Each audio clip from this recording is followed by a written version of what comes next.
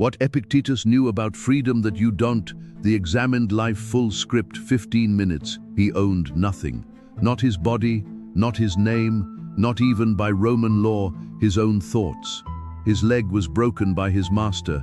Some accounts say deliberately, some say through simple indifference to his pain. He walked with that injury for the rest of his life. He never complained about it in any text that survives. His name was Epictetus, and he would become one of the most consequential philosophers who ever lived. Marcus Aurelius, Emperor of Rome, owner of everything, read his teachings and called him master. Here is what should disturb you about this.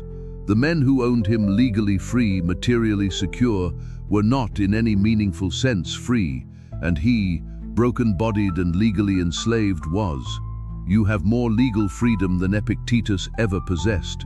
The question this video is going to force you to ask is whether you have more actual freedom. Epictetus made a distinction that almost no philosophy before him had made with such precision. There are things that belong to you completely and things that never belong to you at all, regardless of legal status. Some things are within our power, while others are not. Not ours, our body, our property, our reputation, the actions and opinions of other people. Ours, entirely our own opinion, our own impulse, our own desire, our own aversion. A master could control Epictetus' body completely, his leg, his labor, his physical location. He could not touch what Epictetus thought about any of it. Compare this to how undefended your own mind typically is, how freely you allow other people's actions, words, and judgments to determine your internal state. You are legally free, and you may be more internally enslaved than a man who could not walk without pain. Epictetus identified exactly how this internal slavery operates. If anyone tells you that a certain person speaks ill of you, do not make excuses. Notice what happens in your own body when someone criticizes you. The immediacy of it, the totality of it, a stranger's opinion, often someone whose judgment you would not otherwise respect, turns a key, and your entire state shifts. He is a free man who does not live at the will of another. If your peace rises and falls entirely according to what others say, do, or think, you do not yet possess it. This applies equally to achievement and recognition. If your worth requires external confirmation, it is not yet yours. You have left the throne of judgment over your own life empty and allowed strangers to occupy it. Marcus Aurelius, reading Epictetus, absorbed this completely. You have power over your mind, not outside events. The reclaiming of that throne is the entire project of Stoic freedom. This surrender did not happen all at once. It was learned, slowly, beginning in childhood. You learned that the opinions of others controlled access to warmth, safety, belonging, and the mechanism, installed early, continued operating into adulthood, without ever being re-examined.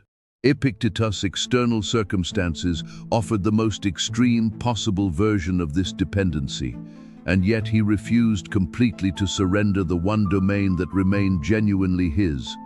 Make the best use of what is in your power, and take the rest as it happens.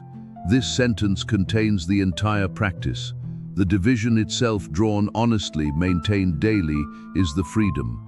You can begin this same division today, in circumstances infinitely more favorable than his, and the comparison should remove every excuse you might otherwise reach for. If a man with a broken leg, no legal rights and no possessions could achieve this circumstance, was never the actual obstacle. There is a story, recorded by his students, that demonstrates this freedom, in its purest form. A man insulted him directly, called him old, lame, and ugly, all technically, observably true. Epictetus did not defend himself. He did not deny it. He did not retaliate. He replied, "If you only knew my other faults, you would not have mentioned merely those." Watch what happens to an insult when it cannot find a wound to land in. It passes through. It cannot wound a man who has already fully accepted his own flaws as simply true. This is not Stoic suppression of feeling. It is the complete absence of a fight that most people enter automatically. Most people meet every insult as a battle that must be fought, regardless of whether it deserves engagement.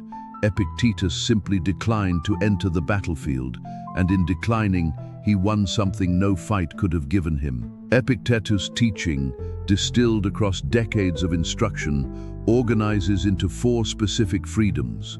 The first, freedom from the opinions of others, not indifference to whether you have caused harm, indifference to whether you have caused disapproval. The second, freedom from outcome. Make the best use of what is in your power, and take the rest as it happens. The effort is yours, the outcome never was. The third, freedom from circumstance. Circumstance can take your body, your property, your position. It cannot enter the domain that remains genuinely yours. The fourth, freedom from the past. What happened cannot be changed. Your relationship to what happened, examined honestly, remains entirely available to you.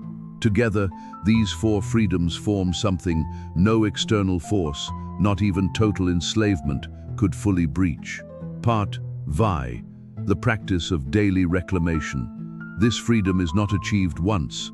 Epictetus was explicit that it required daily renewal. Each day, what belongs to me today and what does not. Each anticipated difficulty sorted honestly into one column or the other before it even arrives. Throughout the day, each disturbance checked against the list.